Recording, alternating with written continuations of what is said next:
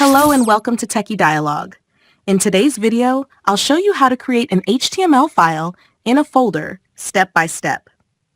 Whether you're just starting with web development or organizing your files, this guide will make the process super easy.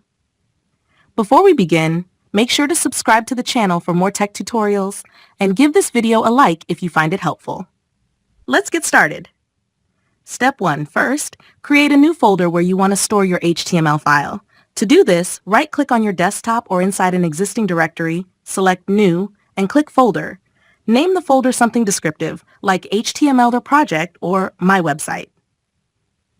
Step 2. Open the folder you just created. Once inside, right-click in the empty space, select New, and then choose Text Document. This will create a blank text file in the folder.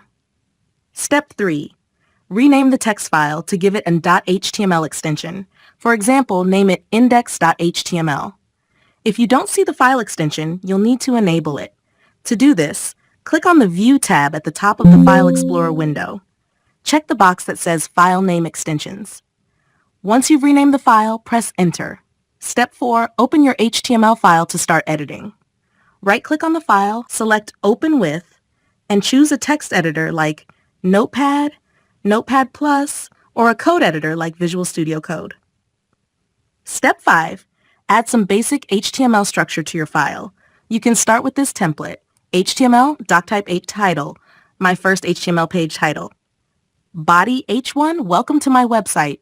This is my first HTML file, body. And that's it. Thanks for watching, and I'll see you in the next video.